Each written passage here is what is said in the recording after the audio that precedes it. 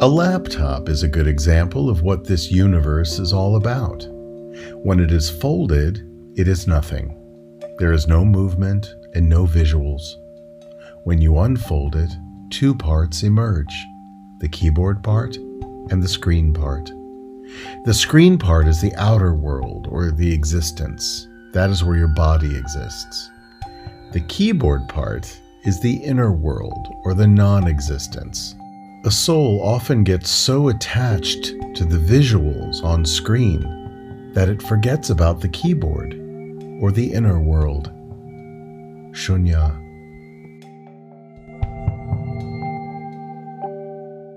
Welcome to the Lost Traveler Podcast. I am your ever-loving host, Henry Cameron Allen. And today I have a very special guest with me. She is a professional interior designer and a life designer, consultant, coach, among other things. And it's very exciting. This is Shana Francesca. I don't know how you pronounce your name. Shana Francesca, yeah. Shana Francesca, welcome to the Lost Traveler Podcast. Thank you. I'm so glad to be here, Henry. Thanks. Where are you based? I'm in South Jersey. South Jersey. What exit? Yeah. I know. Well, on the turnpike, it's 5. Yeah. Okay. I have family up in that area, so that's yeah. Running joke in our family. No, I know. I get it. So are you from that area or? I am. Yeah. It's where I was born and raised. And I lived in Philly for like 5 years. And then during the pandemic, I was like, hey, you know what? I don't know what's about to happen. Let me just move home for a couple of weeks. And then here I am 2 years later, still here. And like the housing market and the rental market are insane. Right. So, it was just my mom living in her house and, it's like 2,500 square feet. And I was like, can I just borrow half of it? So here we are. Moms are good that way. Uh-huh. I have the same offer from my mom. Yeah. Well, it's also because I'm a single woman building a business, and it's great to be able to reinvest in the business and not have to worry about spending, $2,000 a month on rent. Listen, I'm 56 and I feel like people in their 30s to their 50s are having to reevaluate sort of where am I now and what got me here and where am I going? Where do I want to go? What do I want to manifest? And it's really hard in this day and age with the state of the world being what it is, the state of the country, if you live in America, especially. I've been living in Europe for the past 5 years almost, and Spain for 3. Yeah. It's very different in Europe financially than it is here. It is where I am. I'm in the most economically depressed region of Spain, which means that the cost of living is far lower than it is, say, on the coasts. And most people go to the coast first because they want to see the Mediterranean or they want to see Barcelona or Seville, and we are inland. We're very close to the border of Portugal. We're border Portugal, actually. Region. And it is really an unsung jewel in Spain, and I encourage people to visit here. But I had no intention or plan to be here. It just sort of happened. And fortunately, I have family here, and my mom's sister lives in a nearby village to where I am. Both very small villages. Mine only has 700 people. Hers has 150 people. Whoa. And I'm paying $200 a month for a 4-bedroom house. Hello. This is what I tell people. My eventual plan, is to move, out of the United States, besides the fact that the United States is facing end stage capitalism and refuses to recognize that it is not the powerhouse that it claims to be. That's propaganda. That it's depriving its citizens of its money and putting it into a military industrial complex. And we have been at war in one way or another on foreign soil for 250 years. And that does not make any rational sense. Right. It's not sustainable. It's not sustainable. It shouldn't have been sustainable this long. We have people, we can't feed our own people. Human beings are the only beings on the planet that have to pay to live here. Yeah. right? Like let that, like when we let that sink in and realize that it shouldn't be that way. That's right. Basic human rights should be afforded to all people, and it shouldn't cost, right? We should have food, we should have water, we should have all of these things, and it shouldn't cost what it costs. And freedom. Yeah. Correct. Yes, exactly. Well, and there are more enslaved people on the planet today. Yeah, than there were 200 years ago. Than there ever have been combined in human history. Yes, and the United States is the #1 enslaver. #1. Well, but you see it everywhere. It's not, you know. But I mean, through our prison system. Yeah, but through our prison system, we are the #1 enslaver in the world. And debt. We have more incarceration. We have like 3 times more incarceration than the next industrialized nation. So what do you attribute that to? Why are we in this situation right now? It's kind of what I do why I do what I do as a life designer.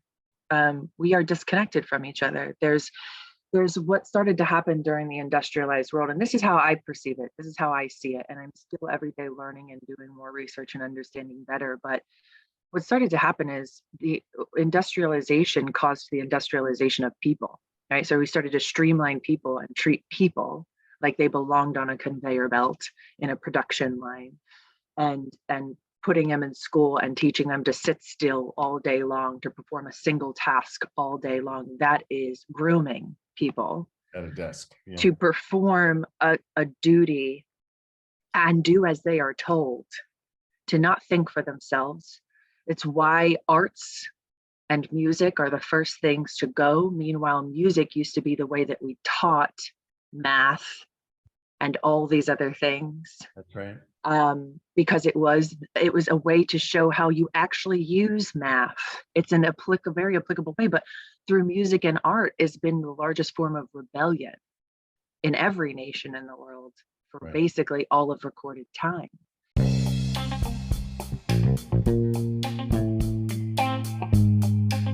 A guy wire is a tensioned cable that is designed to enhance the stability of a freestanding structure. Think of me as your guy wire. In terms of life skills mentoring, you're perfectly capable of standing stably on your own 2 feet. But I'm a cable that can enhance your stability. I'm available for individual or couples counseling, life skills mentorship, child loss grief support, LGBTQ+ support. I can also officiate weddings, end-of-life ceremonies, baby namings, invocations, or whatever guidance you may need. I serve all genders, all ages. Sessions are affordable, discreet, private, and conducted online. Find me at guy-wire.org. Book your appointment today. Artists and art has been the way in which we rebel against society and against policies that are oppressive. And so the first thing that goes is art, right? Because rebelling against the system doesn't benefit those who are in charge and those who are exceptionally wealthy.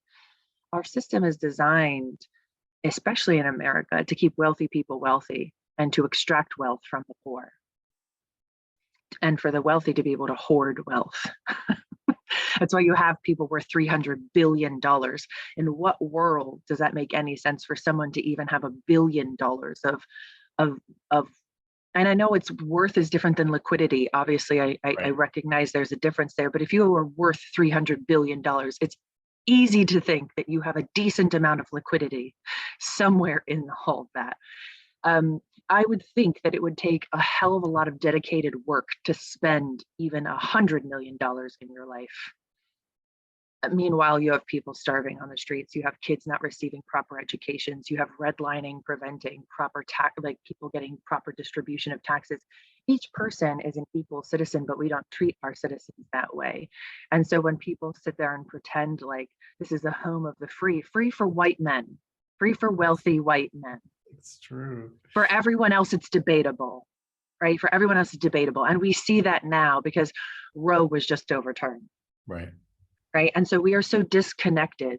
people are using fear to manipulate, to cause ideological divides that And are that's absolutely nothing driving us new. apart. You look at the Middle Ages and before, you look at Yes. how fear was leveraged to control people, and it Yes. came out of the church. Yes, exactly. Right? Oh my God, I say religion is the largest PR agent It of is. capitalism and oppression that you have ever seen.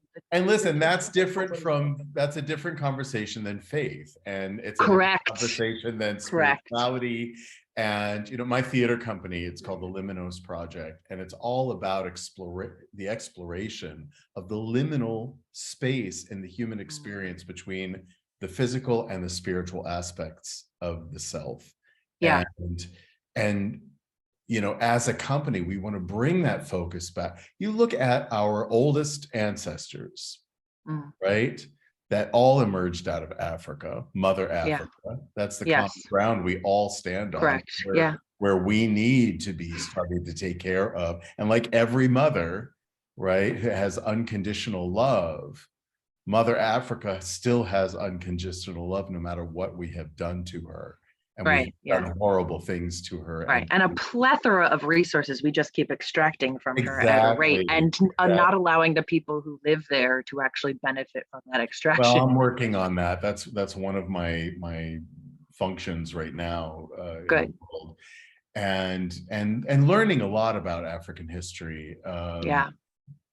Foundational African history, not what we've been taught in books. Yes. Or by churches. Or by history, because we're conveniently only taught the part where it's tumultuous, and the reason why it was tumultuous is because of colonization. Well, and we're only taught, in many ways. We're only taught the story from the victor's perspective and from the colonists' perspective, not the people who were on the other side of that and still struggling with the ripple effect of that time. You go back to the original people, and before we spoke, before speech was developed, we sang to each other. Music and art were the foundations of communication. Yeah. It's how we passed down history. That's right. And that's also, you see that in the animal kingdom. It's music. It's all music. Whether it's my service dog, Flat Stanley, meeting a dog on the street, and you hear them going, right. Yeah. The birds, you know, during COVID, the birds coming out saying, the people are gone. Right. You know, we're safe. Right. There's that musical aspect to our, you know, our existence. It's the way we connect. It's truly, it's the way we truly connect to one another. It's how we can hear one another. We can truly listen and hear. But you know, what's interesting to me is recently a study came out that in the United States, people who consider themselves conservative Christian and typically vote Republican, their beliefs are stored in the fear part of their brain. Right? Like the fear part of their brain. It's manipulation. It's a cult. I get it. I grew up evangelical Christian. I grew up in that cult.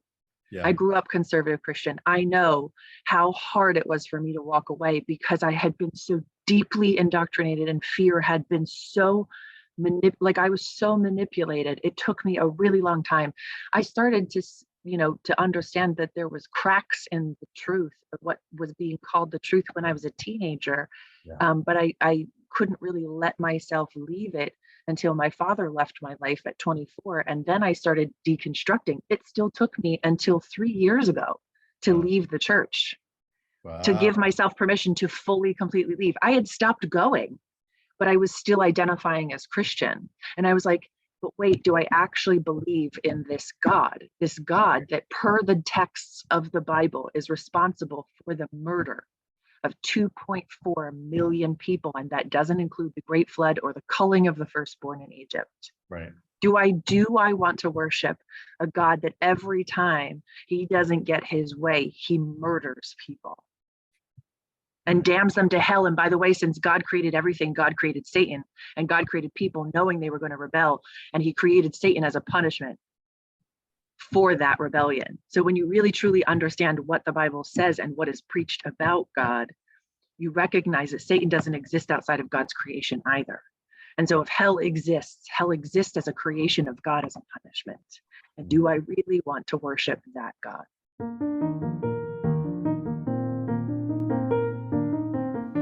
Your generous sponsorship and individual support of the Lost Traveler podcast benefits the Lost Travelers Club, a charitable project under the fiscal sponsorship of United Charitable, a nonprofit 501c3 organization. The Lost Travelers Club focuses primarily on the needs of parents who have outlived their beloved children. We recently launched our new Brain Candy Project wing, providing art supplies to children still struggling with critical or terminal health-related conditions. We hope to raise enough funds to launch Brain Candy, an arts and literature magazine created by and for these young people. Find out more at www.braincandy.online. Thank you. No, I do not.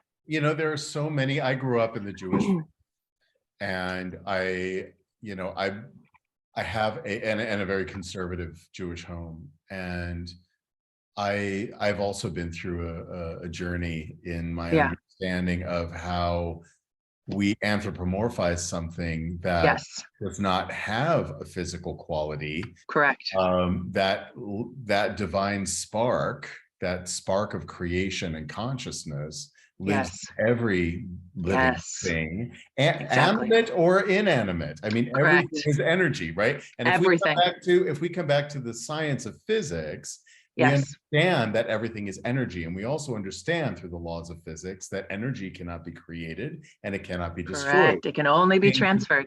Right. It changes form, it transmutes. And so it's up to us with the sensibilities and sensitivities that we have. Listen, everybody, we have many more than 5 senses. I'm telling you. Correct. Engage them, practice, work with them, play with them. They're your tools, nobody else's, and they're unique to you to develop your sensibilities to say, this is bullshit, or this isn't bullshit. There's something to do this. And what is it in me that triggers that emotion connected to when people talk about Christian? What does that represent to me? And what does that represent to my neighbor who is a holy roller? And in my dealings with this this organization in Uganda that I'm working very closely with as a mentor, he is the founder is a young man, 28 years old. And he himself identifies as an evangelical Christian. But the quality of evangelical Christianity in his interpretation of it is a world away from what I've experienced with American evangelicals. And I do see the damage that American evangelical Christianity has wrought, not only in America, but also around the world. Yeah, it's a vestige of colonization. Evangelical Christianity in America is a direct outgrowth of colonization. You see that with their dedication to missionaries, which is simply propagating whiteness, hierarchy, and capitalism throughout the world in an effort to prove themselves right, trying to get other people to buy into that ideology. And this is really this understanding is the foundation of what I do as a life designer, is recognizing that all these things are tearing us apart. And we just need to sit with it and breathe, sit with ourselves, get quiet, breathe, listen to ourselves so we can learn how to listen to one another. If we don't even listen to ourselves, if we're constantly bombarded with information that's telling us who we have to be, who we should be, who that person should be, measured against someone else's rules. Rules only have power because we continue to invest in them. I'm not talking about laws. Our laws need to change too, but I'm talking about rules, societal rules and expectations and categories and all of these things. They only have value because we keep investing in them. Right. When we recognize that the rules have nothing to do with who we are and are in fact nothing but disempowering, we can shed the rules. Let ourselves be who we are. Let ourselves take up space in this world and not take it from other people, right? I'm not talking about taking from other people. Right, at the expense. Correct. When we really truly occupy the space we individually are meant to occupy, and we can't know that space until we know ourselves. right? It's all It said over interconnected. the ancient oracle of Delphi, right? Socrates, know thyself, know Know thyself. thyself. Period. Yes. Stop. Know thyself. Because Know thyself. when you are tuned into Yes. self-knowledge, and not what a book is going to tell you, or a religious Text.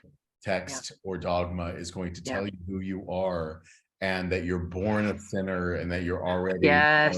and when I hear It's just shame. Christianity, I strive to put it into context, because I really believe that in its essence, it's not something that a religion can teach. Christianity, it's a consciousness. It is an acceptance of self and awareness of your own connection to everything outside of yourself and inside of yourself. We are, each one of us, the center of the universe, right? Yes. There is as much outside of us in the known and unknown universe as there is inside. as there is inside on the micro. And I would argue that, like, just how we don't know the depths of the ocean, we don't know the depths of ourselves, because we are constantly distracted by what's going on outside of us, and it's crafted that way on purpose. Because if we actually truly deeply understood ourselves, we would overthrow the systems of oppression that rule our lives altogether, all at once.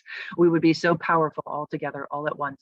It would happen with nonviolence, right? Exactly. But I'm saying, if we could actually come together, right, and it could be a nonviolent transfer of power, a nonviolent transfer of power, if we truly, honestly understood how we could connect together, right? And do you have an answer? Because we have tried now for millennia. All of recorded time has been extremely violent. Yeah, but what I do, but what I do know is that God has been used as a weapon to hurt us individually and divide us from one another. And I think, especially for somebody who grew up in Christianity, I think if Jesus were to somehow miraculously be alive today, Jesus would be like, what? You created an entire religion off of what? And this doesn't even look like anything I taught. What are you talking about? I don't look like that. I'm not a white blonde guy. Correct. Jesus would be the people that we're shipping around, like the DeSantis is shipping around the country trying to prove that. I know it's so it's so layered, and it's so hard. And listen, I've got listeners in 35 countries around the world. Yeah. And most of those countries are looking at America right now saying, oh my God, I know. Believe me, we are too. And I think a lot of Americans are now finally starting to recognize the dysfunctional foundations of what we call America, what the indigenous call Turtle Island, what was done, wrought upon them, and there needs to be a reckoning at some point. Yes, there does. Yeah. And I really tried to make it really clear for myself that community is our way forward. Community was always our way forward. And we have lost our connection in community. The introduction of these ideals like the nuclear family, these concepts were meant to make us feel like to make our community smaller and smaller and smaller and more insular. And so we're not talking to each other. We're only operating inside of our family. And that's the beginning of trauma, like serious generational trauma, generational trauma, because you keep your ideas insular. And so those very negative, unchallenged ideas just passed down generation to generation. And you had the silent generation being extremely traumatized, just like my generation is traumatized at this moment. I'm a millennial, where you're seeing, they saw war, they saw pandemic, they saw a Great Depression, right? And so you have all of that trauma that was caused externally, internalized, and then they created boomers. Right. And the nuclear family became a thing. So it's like you have all this trauma, and now we only can deal with it inside of this nuclear setting in which none of us has any of the tools to actually deal with this trauma. And so we're just going to embody it for generation after generation. And now epigenetics tells us it's stored in our DNA, and we literally can be birthed into trauma having never actually physically experienced it. I talk a lot about epigenetics, and there's this interesting phenomenon that's been happening now. Well, I guess it happens in every generation, but there's something called nostalgia. Very loaded. We don't talk about it. We always say nostalgia is sexy. Nostalgia is great. And look, oh, the good nostalgia old is days. whiteness. The Nostalgia is white supremacy. Days. Make America great again, right? And it's you know, again, listen, I have friends all over the world. I have friends in conservative circles. I have friends in liberal circles, at every place. Leftist circles. Yeah. On the spectrum. Yeah. And somehow I have managed to navigate and find the common ground with all of those family and friends who have such a broad perspective on religion, on politics, on, you know, education and the world. You know, you're right to say that a pivotal time in this shift in the way that we deal with one another was the Industrial Revolution, where we took children out of nature, off the farms, and put them into classrooms to teach them how to sit behind a desk or to be take orders. Everything that you talk about, absolutely. And when you see the work that Finland has been doing in revamping their schools, it's so good. It's so good. It's putting kids back into a place of being able to play and be curious. And the thing that is so dangerous to our system in America, the way that it exists now, is curiosity. Curiosity could cure the world. I will say it. I will stand on that mountain till the day I die. I will literally die on that mountain. Curiosity could save the world, because the minute we stand and we say, I know, you don't, because our society requires us to know. We have to know, because our system is set up vertically instead of horizontally. We aren't set up to link arms with one another. We are set up to claw over one another to succeed. And the minute you set up a system like that, we no longer can see one another truly. We can't stay curious. We have to know, and we have to know more than that person, or at least we have to make it sound like we know more than that person, because we have to get ahead, because our getting ahead literally requires exploitation. Well, this is why I call this podcast The Lost Traveler, because we are all feeling lost right now, and not knowing what's going to happen next week, not knowing if another freaking, you know, hurricane is going to hit Puerto Rico or Japan. I know. Knowing what, you know, sinkhole is going to open up in the earth, the effects of fracking and what we are doing to our planet, our home planet. And yet, you know, the other side is we're looking at other planets out there. Oh my God, don't get me started on that. Don't get me started on that. I'm like, we're just going to screw this one over, have not learned any lessons, and just move on. Oh boy. I mean, I don't think that'll happen in our lifetime. Maybe never. I don't either. I don't either. But something's coming, and I don't know what kind of cataclysmic disaster it's going to take to bring humanity together. We are now at 8 billion on the planet. That's why I'm refusing to have kids. Well, I had one, and I lost him. One is a sustainable. Yeah, I know. You shared that with me. You know, and so I have a bit of a different perspective on child raising and on death. You know, I don't believe in death anymore. I think it's an illusion as well. You know, we're getting back to energy. Yeah. We just change form, and my son Cameron's energy is very active in the world. There's no resting in peace for this one. He is, you know, flying around like Peter Pan, inspiring amazing things. And this podcast is one of them, because I used to sit around helplessly.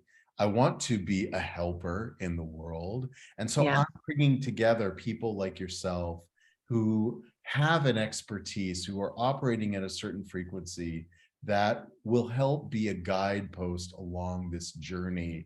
You know, like I say, we're all lost travelers. We're traveling, we're moving forward. And where do we find truth? Where do we find security? Helen Keller has one of my favorite quotes. She said, security is mostly a myth. It is. It does not exist in nature, nor do the children of men as a whole experience it. Avoiding danger is no less of a risk than outright exposure. Life is a grand adventure or nothing. Nothing. Keller Yes. said that I over know. 100 years ago. I know. She's one of my favorite people. She was an early supporter of what now is the NAACP. Yes. She was an incredible person.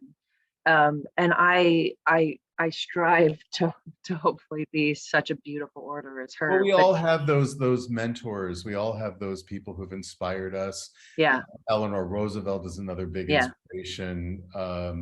Who has been your go-to in terms of when you felt the most lost, either dead or alive? Who have been your biggest inspirations and mentors? Yeah, I would say that Dr. Maya Angelou. Yes. Huge. Because my upbringing was very traumatic. And and I read I Know Why the Caged Bird Sings. Just talking about it now. When I read that, I was like, oh, someone sees me. Someone sees me. Yeah.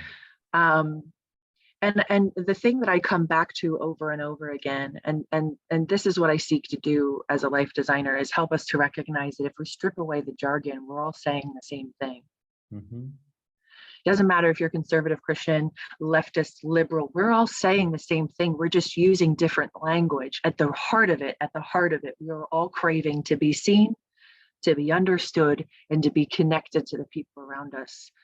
And when we get intentional, when we understand the story that we want our life to tell, when we take a moment and pause and get clear on what we want our life to represent, to be understood as, then we can start applying intention to every action that we take. And our life is not a sum of these big happenings. It is the hundreds of small decisions we make every day stacked on top of each other. That's what forms the foundation of our life. That's what forms the foundation of designing our life. And when we start to understand that there's a ripple effect, that we are all energy, and so our energy is connected to all the energy and on this earth, on this planet, that everything we do has an effect. There is a cause and effect. And we start to recognize that we're either, in most cases, connecting ourselves with others, or we might be pushing ourselves away. That's a false dichotomy. So there's variations between those things, but we're somewhere along this scale. We start to understand that what we do and what we say, it does matter. It does matter. Even the littlest thing, it does matter. Greetings, greetings, greetings. I'm Queen Bee Divine. The Cure is conversation. And where can you find me? At bluntreflections.com, where I will be talking to guests from around the world that not only share their time, but their insights and their tips on how they became the best version of who they were meant to be. So if you're looking for a great story and a great time, check me out at bluntreflections.com. The Cure is conversation. And remember, blase means to tell your story. And it's frightening when we first sit with that, because we've been taught to ignore that. We've been taught to consume within an inch of our life, because our standing in society is literally gauged on how much we can afford to consume, right? That's what capitalism teaches us. But instead, if we step back from that understanding and we recognize that we are just craving to be seen, heard, and understood, and that capitalism is exploiting that. And loved. Exactly. Well, so my definition of love is the willingness for us to see someone and not look away. Right? So when I say seen, that is to me love, because when we're willing to see someone, that's an exceptionally vulnerable moment, to truly see someone and to not look away. Because the minute things get too vulnerable, we look away. Right. Yeah, and that's why I say we need to explore our own triggers. Why am I looking away? It's not about what that other person is going through or what their journey has been.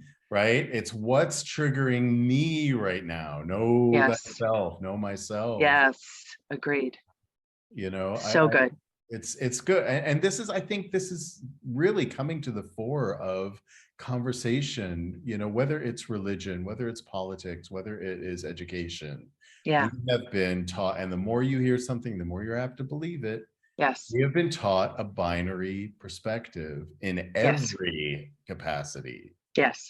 And I believe that we are moving as a collective whole, that we are moving towards singularity, that we are moving toward one. And that's how I interpret when I hear somebody refer to God or Jesus or the creator or the creative force of the universe. I don't segregate myself from that. I see what that is as one thing. We are all one mechanism. We're all part of this grand thing that as long as we are aware that we have, every religion in one manner or another says the same thing, that we are quote unquote created in God's image, right? That means everything is reflection of the divine or whatever, right? Yeah. So who are we not to be creative? Who are we not? We can create and we can destroy. Yeah, it's like Marianne Williamson says. Yeah. Yeah. What is her quote? So her quote paraphrase is, we're not afraid of failure, we're afraid of our greatness. You know, we're truly afraid to embody our greatness. Yeah. And I think we've been taught to be afraid of it. We didn't used to be, you know, thousands of years ago. I don't think we were necessarily afraid of our creativity, but we've been taught to be afraid of our creativity. And so by tapping back into that, we find ourselves and we find one another, you know, in connection and that creativity. There is so much fear in this world. And I'll tell you a little story. When I was in second grade, what is that, 8 years old? Oh, I think younger than that. 7 or 8. Right? I was attending the international school in Vienna, Austria. My dad was a diplomat, so we lived all over the world. Thank goodness I had that foundation. I encourage young people to travel as much as possible. But my teacher, whose name was Mrs. Fend, P-H-E-N-D, but it's like fend for yourself kind of. She gave us this homework assignment to go home and write a short paragraph entitled, "This is my greatest fear." And I remember I know, I still get chills. I remember like it was yesterday, sitting down on a blank piece of paper thinking, number one, why would anyone ask a child to focus on what they're afraid of? Why would anyone ask a child to dwell there? And what we don't think about is easily manipulated. It's to dwell in fear. And so that already is an indication of the educational system at that time. They used pretty much the American educational system. So you're not only teaching that you must focus on your fear, but you have to name it. And I was not a fearful child. I wasn't afraid of the dark. I wasn't afraid of snakes or bugs, spider, whatever. I wasn't afraid of being abducted. There was no monster under my bed or in my closet. Because you had experienced the world from a whole bunch of different perspectives and angles, and you knew there wasn't a monster there. And I was 7, you know, right. And so the only thing that I could think of was the fear of outliving my children. Call it prophetic or, you know, but that memory came about a year or so after Cameron transitioned, and that realization that came with it. If there can be a gift in child loss or any loss, really, for me, it was the gift of fearlessness, because I had resolved the one fear, your greatest fear, that had underscored my entire life since early childhood. Wow. And so I get the privilege of walking this earth. And I do say privilege. I say privilege because of my skin color. I say privilege because of my gender. I say privilege because of my nationality. Yeah. Those are, I'm fully aware of the privilege that those carry. And what do I do with those things is the question. How do I elevate my fellow humankind to understand that if I can enjoy this privilege, everyone can enjoy this privilege. I also grew up in a very difficult foundation. You know, it sounds very glamorous to be a diplomat's kid and travel the world, but I grew up in a violent home, and not only physically violent, but emotionally and verbally violent. Yeah. And it's both a gift and a curse, because it teaches you've already experienced the worst of humanity, so no one can do any worse to you. It's the measuring stick. Yeah, when the people who are supposed to protect you as you learn and grow and discover yourself in this world manipulate and harm you, there isn't much worse that someone else can do to you. And so it becomes both a gift and a curse. And the person who's doing and perpetrating the violence actually learns learns very quickly that it's developing a rebellious spirit within you. Yes, they do. But again, at the same time, I can look back and, as many people do, define themselves by their foundations. Yeah. My grandmother used to say, raising kids is like building a house. It's all about the foundation. If you start out with a shaky and weak foundation, you're dooming that house to collapse in on itself at some point. And those of us who have been there, have been in the collapse, and have managed somehow to rebuild our foundation by our own design, making sure that it takes time, it takes money, it takes a lot of energy and effort, but it is possible. And that's a huge message I sense what you're talking about, what I'm talking about, in terms of not only life design, but interior design, personal. Correct. Right? Yeah, that's what the connection between interior design and life design is. It's all the same thing. Yeah. The way that I talk about it, people are like, oh my God, I get the connection immediately. Before I start telling them the connection, they don't necessarily get it at all. But the minute I start talking about it, they're like, it is all the same thing. I'm like, it is all the same thing. I love that you get it. It's all the same thing. Your home reflects your interior world. It absolutely directly reflects our beliefs about ourselves. But I wanted to go back to something you said that reminded me about a conversation that I had with someone about, our foundation. And someone had posted that they felt like they were hitting rock bottom. And I said, can I just help you to reformat that in your mind? Rock bottom is a beautiful place to be, because rock bottom is a foundation. Our society calls rock bottom a bad place, but rock bottom is where you get to take a look at the foundation. To hit rock bottom, you've got to tear down and burn down all the stuff, all the boxes, all the categories that society, your family, your friends have decided that you belong in. And as you're falling down to rock bottom, you are tearing all of that apart. You are ripping that out of your life. And yes, it's painful, because it's how you've defined yourself your entire life and how others have defined you. But that's the thing. You get to tear all that away and sit with a foundation. And then you get to look at that foundation and you get to repair that foundation. And then you get to build on top of that exactly what you want your life to be. And you get to build a life that is beautiful and wonderful and based on who you are and not on what anybody else thinks. Rock bottom is a beautiful, beautiful place to be. Well, and that's what I was going to thank you for that, because I think that's something that the world needs to hear right now. People need that kind of empowerment to say, you are intelligent. You already have the answers. You are divine in your ability to create what you imagine. You imagine it and you manifest it. And there are people like us that, and many, many others, that have a tool for building. And just like you would, I say this a lot, if you wanted to go learn the violin, or if you wanted to learn how to, cook French cuisine, or you want to learn sport or whatever, you would go and find somebody, and we spend a lot of money. We go to universities and we learn skills, right? But we never think to go and find somebody who has a tool for designing our life. Rebuilding our foundations. And these are the people with the tools that I'm bringing into this forum to say, here are some tools. You can't use them the way I use them because you're not me. Right. But you can synthesize, you can sort out, you can lay them out on the table and say, I'd like to try that tool and try it on. I already have, and you get to design your own tools. Correct. For your kids, right? Yeah. So as we're wrapping up, I can't believe it's been what a great conversation. We got to come back for I know, I would love that.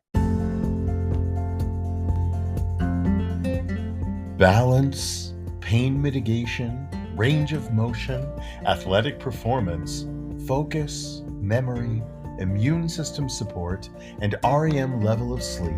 All this and more made possible affordably with no pharmaceuticals, no injections, or invasive treatments. Just socks, insoles, and patches made stronger with the tactile patterning of Vox Life products. Scientifically proven to work and guaranteed. Now in the USA, Canada, and the UK. Visit www.dianedinkmeyer.voxlife.com. That's Vox, VOXX, Life. You'll be glad you did.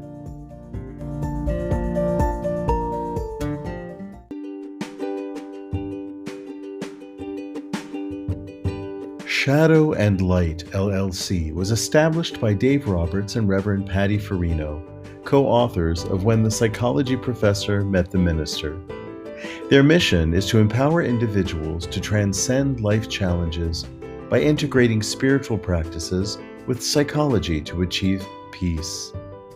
They are available for individualized spiritual counseling, virtual or in-person presentations and workshops to universities, organizations, and other interested groups, virtual or in-person book club meetings. For further information, go to psychologyprofessorandminister.com. I always ask my guests to think about three practical tools from your kit that anyone in the world universally can try and sample and synthesize with their tools and see how it might help them build or rebuild in some cases the life that they want. Can you think of three things I've just touched on more that maybe something? Yeah, absolutely. These are three of the aspects. These are the three of my favorite aspects of life design. Number one is curiosity. We talked about that.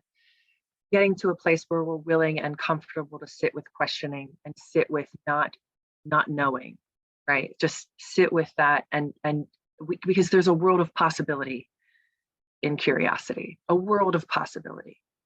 And sitting with that is such a beautiful practice. Intuition, trusting that our deeper inner wisdom is there. It might be buried under a lot of stuff, right? But it's there, and it is the foundation of who we are. And there's so much wisdom there. There's so much wisdom there. And like I was talking about rock bottom, our intuition is in that foundation. Wherever it is, that's where we are. And intuition guides us through this world if we're willing to listen to it and trust it. Because the only times I've made missteps are when I didn't trust my own intuition and I let someone tell me that my intuition must be wrong. But that was their fear speaking, not mine. Right. So intuition is this beautiful place. And then play. Play is a beautiful place to discover the world. It goes hand in hand with curiosity, but putting on the glasses of being willing to do the thing, right? Imagine ourselves as a child again and go swing on the swings or go skip down the street. I dare anyone to skip and not smile. I dare you. I dare you. Try it. You'll get 2 to 3 skips in and you will be laughing and smiling like a child. And it feels incredible. Skipping is also beautiful exercise if you can do it. I have arthritis, so I can't do it for very long and I have to do it only on the grass, but I still do it. Skipping is such a beautiful way to engage with play. It engages a part of our brain that maybe we have lost connection with. And it's such a beautiful place to see the world through, is through the eyes of play. I love that. And, I just had an image of somebody who might be listening, who's sitting in a wheelchair or paraplegic and don't have the capacity to get out and skip or physically play. But, the gift of our humanity, guys and gals, and everyone else, is that you can go anywhere and do anything in your imagination. You can close your eyes and go inward, and you can skip for days.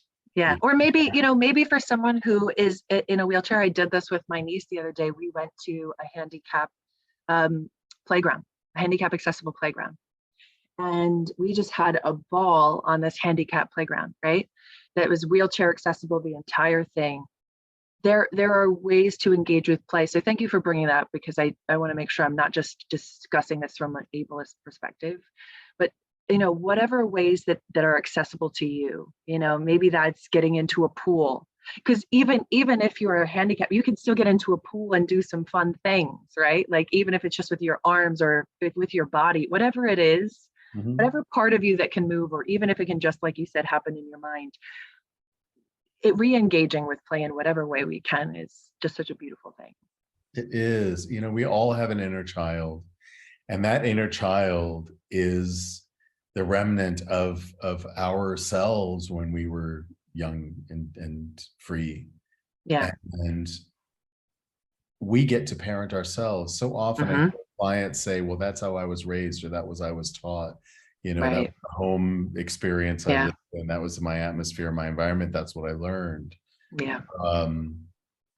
It's okay to unlearn it. Yeah.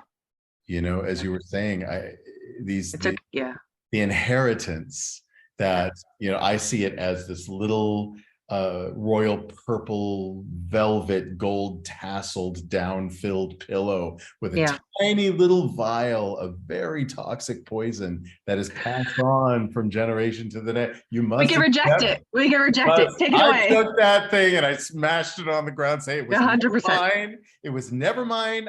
I don't accept this inheritance. It was not mine. And I was lucky that I did that young, but it's never too late to do that. No. We can become the person we wish we had as a parent. And that's the beautiful part. Correct. Deserved to have. Exactly. Yeah. I have, I look back and I now realize, and I've had this conversation with my 3-year-old self, and having this conversation with my 15-year-old self. These are times of extreme trauma in my life, of sexual assault.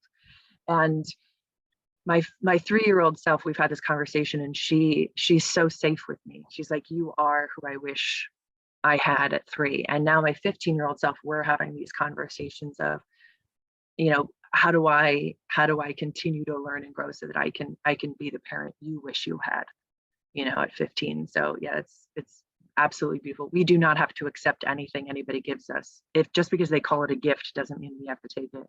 That's right. Or a tradition. Correct. Traditions, many of them are passe. Nationalism, I think, is passe. Party system, anything binary is passe. We need to transcend the binary and look at the singularity that we are, we always have been, always will be. And I think that's a great ending message for this conversation, because there's so much to unpack in this. And that's why I want to have you back, Shana, because love it. And in Hebrew, Shana means beautiful. I know. Oh, I love that you know that. Thank you. I'm Jewish. I'm a Jew. So that's the thing. Only like Jewish people know what my name means. So I always love that. My grandmother used to call her grandchildren, all of us, she used to say Shana Punim. Shana Velt. Oh, I think is even better. It's a beautiful world. I love that. And that needs to be the mantra of our time. I love that. Not too late. It's not too late for us to manifest a Shana Velt. We need to see that reflected in one another's eyes. And we are. If you're conservative or liberal or Christian or Jewish or atheist, whatever you are, we need to look into one another's eyes and see the divine reflected. Gosh, I'm stealing that. Shana Velt. I love that. Welcome. I love Yiddish. Go learn Yiddish. Yiddish is so beautiful. It's so beautiful. Yes. Beautiful. Well, thank you again. I really appreciate your time, and we'll do this again for sure. Absolutely. Thank you so much, Henry. All right. Take care.